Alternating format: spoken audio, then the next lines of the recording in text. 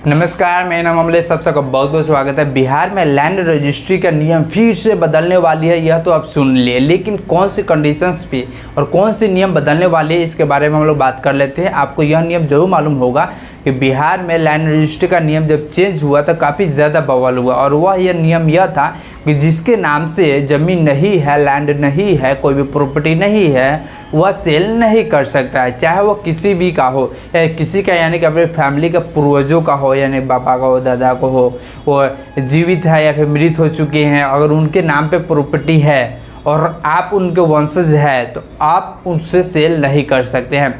यह नियम जैसे ही आया वैसे पूरा खलबली मच गया पूरे बिहार में, और ज़मीन का रजिस्ट्रेशन से पूरा बंद हो गया। तो बीच में बिहार सरकार ने यह नियम लागू कर दिया कि कुछ समय के लिए आप क्या कर सकते हैं कि पुराने नियम से ज़मीन को खरीद बिक्री कर सकते हैं, और जिनके नाम से ज़मीन नहीं है, पूर्वज उनके मृत हो चुके हैं, तो वह अपने नाम पे करवा ले। उसका एक प्रोसेस लंबा चौड़ा दे दिया था, और यह जो टाइम है वो सितंबर में समाप्त होने वाला है। तो वही बात है कि सितंबर में समाप्त होने वाली है, तो सितंबर के बाद में फिर से नए नियम की तरह ज़मीन की रजिस्ट्री होगा, यानी कि जिसके नाम पे ज़मीन है वही उसको खरीद और बेच सकता है। तो यही नियम है जो फिर से दोबारा नए नियम लागू होने जा रही है, जो कि सितंबर से है। तो अभी आपके पास ज़्यादा समय नहीं है, तो बहुत ही कम समय है, तो इस बात को ध्यान रखिए और जा करके अपने नियम को चेंज कर लीजिए, बदलाव कर लीजिए। यानी कि जो भी आपका प्रोसेस है, आपके पास अभी कुछ समय है, तो कुछ समय है तो उसे जा करके आप जो भी आपका गड़बड़ी है या फिर आपके नाम से ज़मीन नहीं है तो उसको सही करवा लीजिए,